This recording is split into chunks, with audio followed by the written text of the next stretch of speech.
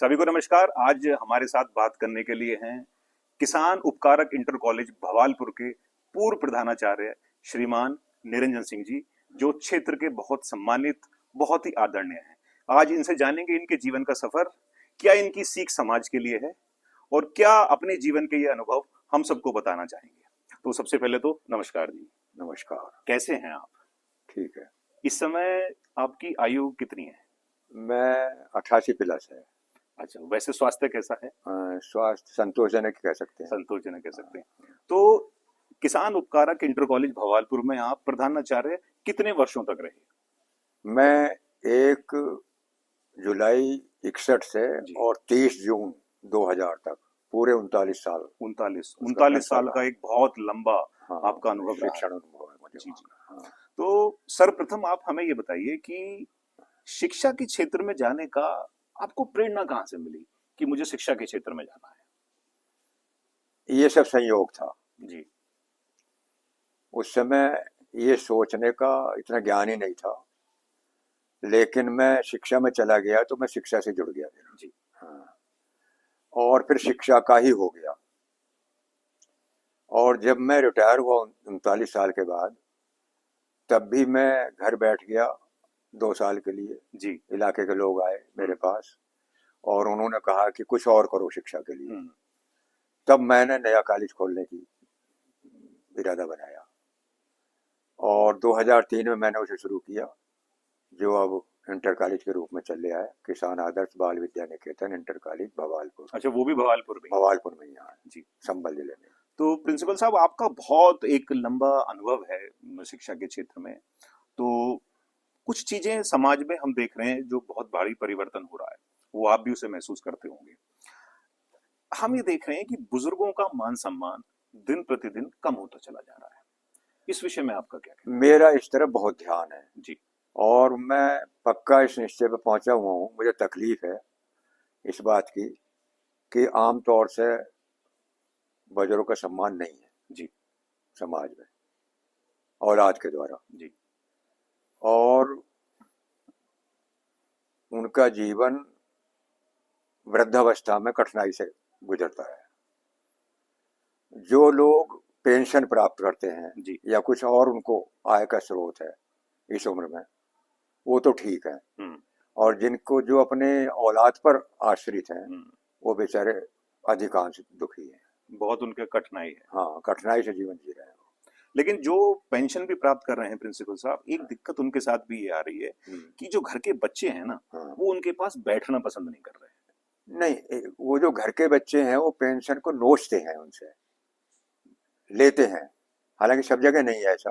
मतलब वो एक एटीएम कार्ड सा हो गया। हाँ, एटीएम कार्ड सा हो गया। वो करते हैं, वो उसको लेते हैं। सब जगह नहीं है ऐसा, लेकिन फिर भी जिनके पास पेंशन है उनका जीवन बेहतर है। फिर भी बेहतर है उनसे है जिनको कोई आय, जहाँ कोई आय नहीं, वहाँ बहुत ज्यादा उन्हें परेशानियों का सामना करना है। उससे बेहतर है। हाँ। बाकी प्रिंसिपल साहब, एक चीज और बताइए आप कि संगत जो है आदमी की, वो बहुत जीवन को दिशा देने में बहुत महत्वपूर्ण भूमिका निभाती है। चाहे वो हम छात्र हों, चाहे हम युवावस्था में हो, चाहे हमारा कोई भी जीवन रहा हो। तो संगत के विषय में आपका क्या कहना है कि संगत कैसी होनी चाहिए? संगत बहुत प्रभावित करती है जी। और उसका असर इतना पड़ता है दूसरे पर जी।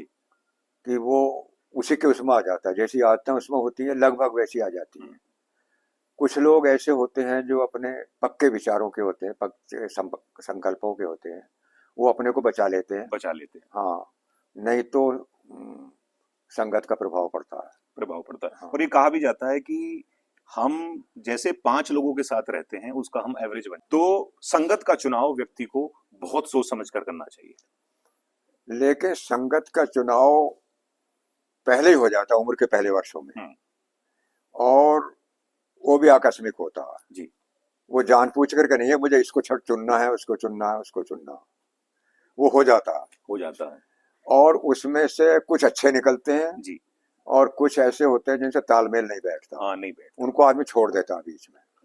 लेकिन फिर भी संगत बहुत महत्वपूर्ण चीज है। संगत बहुत महत्वपूर्ण चीज है। अच्छा, बाकी हम आपसे और ये भी जानना चाहेंगे कि जो आपके जीवन का अनुभव है, जो आपने अपने जीवन से सीखा है, जो हमारे युवाओं के लिए, युवा पीढ़ी के लिए और समाज के लिए बहुत काम आने वाली चीज है। तो हम ये चाहते हैं कि आप अपने जीवन का अनुभव बताएं। मैं बताता हूँ। एक तो आदमी को साफ सुथरा रहना चाहिए। जी। साफ सुथरे से मेरा मतलब है लेन देन में साफ सुथरा। ठीक। किसी का ले लिया तो उसको ऐसा नहीं है देने की बात ना करी जाए। जी। उसके भी बच्चे हैं, जी। वो भी करते हैं। जो लोग रिश्वतें मारते हैं, ये मारते हैं, वो ये नहीं सोचते कि तुम अपने बच्चों को तो आसमान पर बैठा रहे हो, लेकिन दूसरे से ले रहे हो तो उसका हक मार रहे हो। बिल्कुल बिल्कुल। उसके भी बच्चे हैं। जी। तो एक तो यह है किसी का लेन देन नहीं रहना चाहिए, बिल्कुल जी। साफ हो। लोग कहें कि भाई ये आदमी, बाद में उसने क्या कहा तो क्या किया, सामने कहें कि किसी का कुछ नहीं है इस आदमी पर। दूसरा ये है कि व्यवहार आदमी के साथ सही रहना चाहिए समाज में, और अपने को पोलाइट बनाया के चलना है, उसको ठीक से चलना है, और अपने परिवार को कोशिश ये करने के साथ लेकर के चले। साथ लेकर चले। युवा पीढ़ी को आप क्या संदेश देना चाहोगे? युवा पीढ़ी, एक तो सरकार की तरफ से रोजगार की पूरी कमी है। जी। रोजगार नहीं दे रही है सरकार। जी। और वो भटक गई है बेचारी युवा पीढ़ी। भटक क्यों गई है कि उसको कोई रास्ता नहीं दिखाई दे रहा, और उसका एक टाइम पढ़ाई का निकला, और पढ़ाई के कुछ दिन बाद और फिर ओवर एज हो गया, और वो बेकार हो गया, चाहे लड़का है लड़की है, और अपने धंधे में लग गए, घर के में, घर भी नहीं कर रहे हो। वो घर भी नहीं कर रहा, माँ बाप को उनसे सहयोग नहीं मिल रहा। जी। और उनको ऐसी स्थिति में अपना कुछ ना कुछ करना चाहिए। जब उनको रोजगार नहीं मिल रहा, उनको नौकरी नहीं मिल रही, तो अपना करें, वो अपने माँ बाप का खेती में योगदान करें। हाँ, खेती से बिल्कुल भटक गए बालक आज के। खेती में उनका मन नहीं है, करना नहीं चाहते, नौकरियां जैसे कि आपने बताया कम हो रही हैं, तो ऐसे में आपने बिल्कुल ठीक कहा कि कुछ अलग हटके करने को बहुत कुछ है जो किया जा सकता है। बहुत कुछ है, वो चाहे तो कर सकते हैं, और करा है कुछ लोग, और कर रहे हैं, और कामयाब हैं। कामयाब ऐसे उदाहरण हमारे आसपास भी मिल जाते हैं। हाँ हाँ। तो उसमें उनको नया विचारधारा लेके बिल्कुल और कुछ करना चाहिए, बनाना चाहिए, जो कि एक, जिससे कि उनके परिवार को भी मजबूती मिलेगी और एक समाज को भी दिशा मिलती है, समाज को दिशा कि केवल खेती और नौकरी ही नहीं है, कुछ हाँ। और भी रास्ते बन सकते हैं। और भी जो रास्ते निकल सकते हैं वो निकालें, लेकिन शिक्षा बहुत जरूरी है। शिक्षा बहुत जरूरी है। अगर वो कुछ भी ना करें जीवन में जी, लेकिन उनका BA MA MSc पास होना घर के उन्नति के लिए तो भी जरूरी है। बिल्कुल बिल्कुल बिल्कुल। वो घर में पढ़े लिखे तो रहे, ये तो नहीं बच्चे सारे रह गए पढ़ने से, वो 10वीं में फेल हो गया, 12वीं में फेल। बिल्कुल, अपनी शिक्षा पूरी करें। शिक्षा जरूर पूरी करें, लड़के भी लड़कियां। और माँ बाप को बच्चों की शिक्षा पे ध्यान देना चाहिए जी, ज्यादा से ज्यादा। बाकी और कुछ और कहना चाहोगे आप समाज के लिए, कुछ और जो आपका मन हो कहने का? बस मेरा तो यही है कि शिक्षा की तरफ ध्यान दें, और सरकार के बारे में मुझे यह कहना है कि सरकार हमारी नहीं है। जी। हम बताएं, और हमारे में इतनी बुद्धि और शक्ति दी है परमात्मा ने, उसके बावजूद भी हम कामयाब तो नहीं कह सकते, अपने को फेल हो रहे हैं, गरीबी आ रही है, परेशानी आ रही है, लेकिन अपने अपने रास्ता नहीं छोड़ा, हम लगे हुए हैं लगे हुए से। और अपने बच्चों की शिक्षा पर सबसे ध्यान दें, और जो बुरी आदतें उनमें उनके बच्चों में पड़ी उससे बचाएं उन्हें। बिल्कुल। हाँ। और अंत में एक सवाल मैं आपसे ये पूछना चाहता हूँ, प्रिंसिपल यानी एक संस्था का मुखिया, संस्था के मुखिया में और परिवार के मुखिया में, दोनों में कौन सा कार्य ज्यादा कठिन है?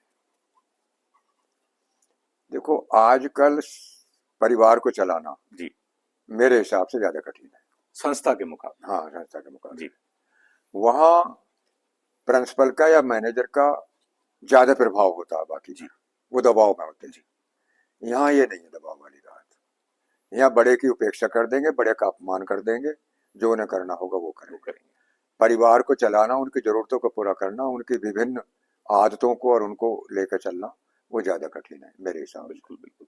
तो ये थे प्रिंसिपल साहब श्रीमान आदरणीय रंजन सिंह जी, जो 88 वर्ष की आयु में भी बिल्कुल स्वस्थ हैं, और इन्होंने इतनी अपनी चिंताएं समाज के प्रति, युवाओं के प्रति रखी।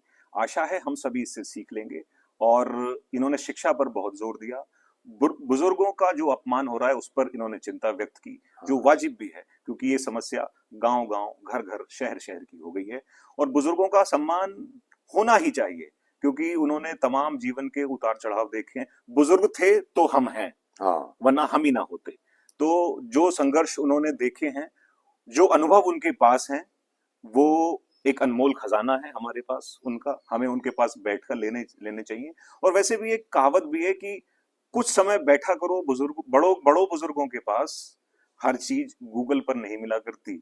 तो आशा है आपको ये इंटरव्यू पसंद आया होगा और जरूर कुछ सीखने को मिलेगा। बाकी प्रिंसिपल साहब, आपने बात करने के लिए इतना समय दिया, उसके लिए आपका भी बहुत बहुत